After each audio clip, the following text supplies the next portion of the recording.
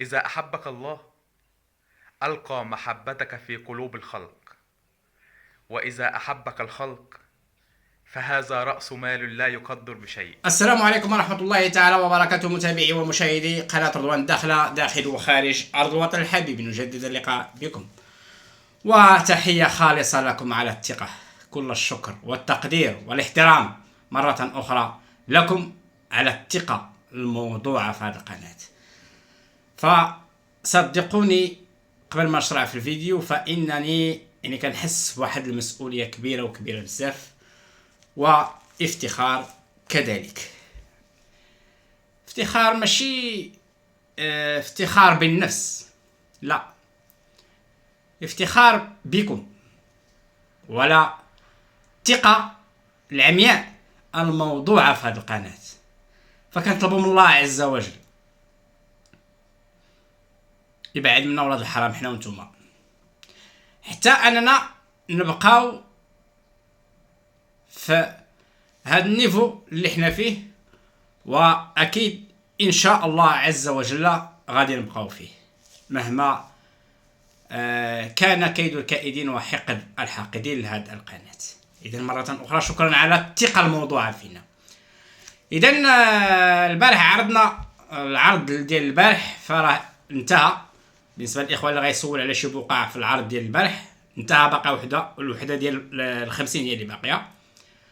اليوم عندنا عرض ان شاء الله عز وجل واحد اخر جديد.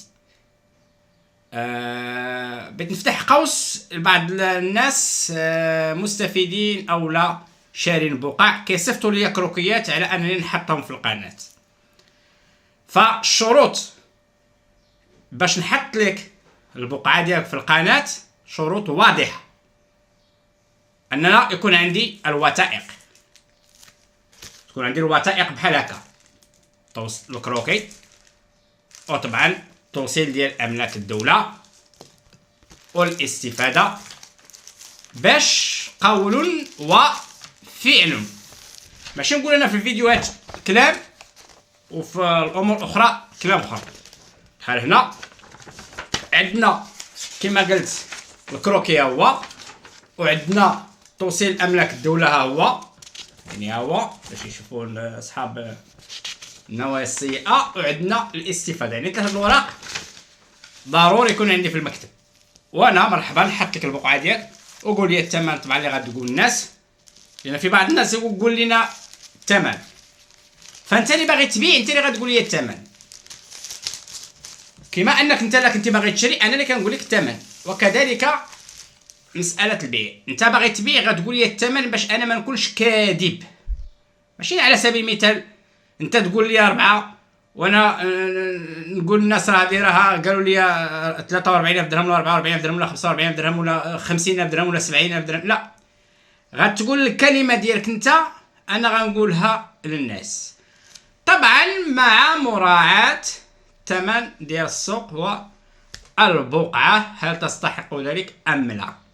اذا رساله للاخوان اللي بغاو يحطوا البقعه ديالهم يعرضوها للبيع، فاحنا رانا الاشاره شريطه كما قلت الوثائق يكونوا عندي في المكتب، وطبعا باستشاره طبعا من القناه بزاف ديال الامور والطاقم التقني وكذلك الناس اللي خدامين معنا غادي نعرضوها ان شاء الله عز وجل. هذه كملاحظه بالنسبه للاخوان والاخوات.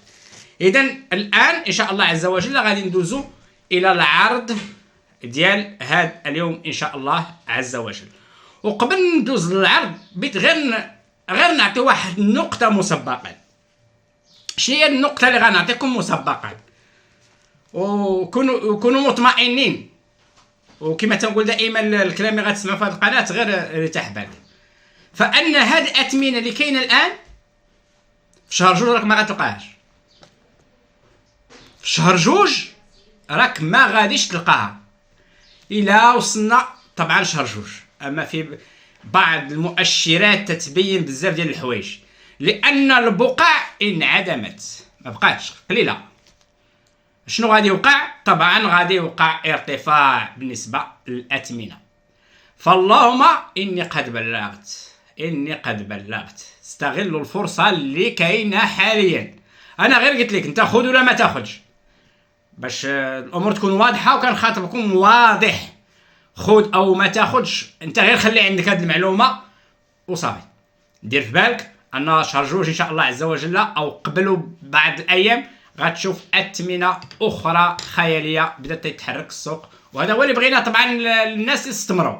لهذا هو تنقول بالاخوان غير ارتاح البال، غير خليها انا خليها تنعس، راه فاش غادي تطلع غتطلع طلعه صاروخيه، وهذا ما ان شاء الله عز وجل سيتحقق باذن الواحد الاحد. اذا نبقاو لعروض اليوم، وطبعا دائما اللي كيهمو الامر راه غيتواصل على رقم القناه. عجبني شي اخوات وشي اخوان البارح مباشره بعد حطينا الفيديو طاروا بالبقع، وهذا الشيء راه غادي ياكدوا لنا الاخوان والاخوات، يعني مباشره، وهادو متابعين طبعا اوفياء. هذا هو تنخلي تنقول الانسان كل ما تيكون متابع ومفعل زر الجرس ان فوا كنحطوا شي فيديو كيوصلوا كيستافد منه، هذه من ضمن الاستفاده.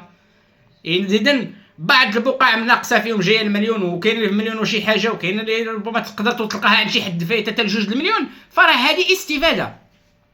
هذا دليل على انك تكون متابع ومشترك ومفعل زر الجرس ان فوا كنحطوا حنا شي فيديو كيوصلك انت كتكون سباق ليه، دونك كتلتقط المعلومه اللي فيه. في بعض الناس تعطلوا حتى اليوم عاد بغاو لقاو داك البقع مشاو. ان شاء الله غتكون لكم حظوظ في هذا العرض اليوم ان شاء الله عز وجل. اذا ندوزو الى عرض اليوم. بنياتكم ترزقون، وحده من اكثر الجمل اللي عزيزه عليا وكنامن بها من القلب. فاش كيكون الداخل ديالك نقي وصافي ربي تيعطيك واحد القبول من حيث لا تدري. إذا اليوم أول العروض ديالنا إن شاء الله عز وجل هذا المشروع الاستثماري. المساحة ديالو كما كتشاهدوا معنا 9000 متر.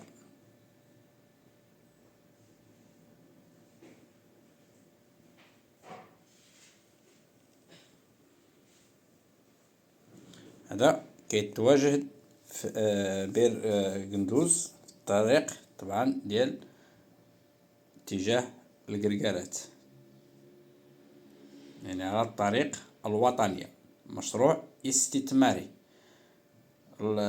لافونتاج اللي في هذا المشروع هو انه استثماري ماشي سياحي. استثماري كتلعب فيه كيف ما بغيتي، مي سياحي ضروري كدير فيه السياحة. اما المشروع استثماري تتلعب به كيف ما بغيتي. اذا مساحة 9000 متر. بالنسبة الثمن العرض هو 11 مليون، في حين كان كيدير اكثر. بالنسبه لهذه المساحه 310 30 دوبل فوا على 20، يعني شوكيه كما كتشاهدوا معايا الان.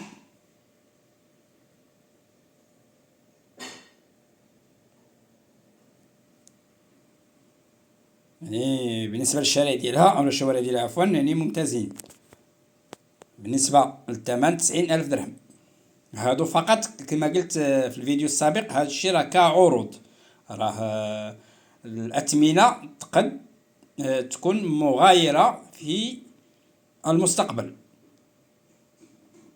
او لا شي حد مثلا تكون تصيفط ليه بثمن زايد، فهذا فقط عروض. بالنسبه لهاد البقعه 310 المساحه ديالها، شارع 30 دوبل فوا. كاينين جوج، كاينه هذيك اللي فيها الماركور صفر، وكاينه اللي حداها فيها نقطه بالستيلو اللي هي 21351 اللي تتشوف لينا الاو في اسباس فير. يعني بجوجهم كاينين عرض للبيع. بالنسبة للثمن ديال كل وحدة 65,000 درهم. بالنسبة للثانية هي هذه، يعني وحدة هكا غادي يعطيو. بالنسبة اللي كيبغيو المساحة كبيرة غتعطيك في كل وحدة 310 يعني 620 متر، وحدة. فمشروع ما شاء الله، اللهم يسر لي الجميع. بالنسبة لصحاب التجاري اللي كيسولوا على تجاري ويكون ثمن مناسب وشارع مزيان، فكاين هذا العرض ديال 3 البقع وحده حدا وحده اللي بغى يجمعهم فتتكون اللي عنده مثلا المساحة 120 في كل وحده، كتولي عنده 360. نتكلموا على هادو في شارع 20، يعني 120 متر تجارية في شارع 20، كل وحدة 40,000 درهم. يعني بصراحة هادو اللي بغى يجمعهم بهاد الثمن اللي هو فيه العرض الآن فهم جد مناسبين. راه كاينة حتى أكثر تلقاها بالنسبة لشارع 20، يعني وحدة حدا وحدة حدا وحدة، فقليل أنك كتلقى هاد الفرصة هادي مجموعين بحال هكا. يعني كيعطيوك مثلا 360 متر، راه ما شاء الله هذه فرصة لا تعوض.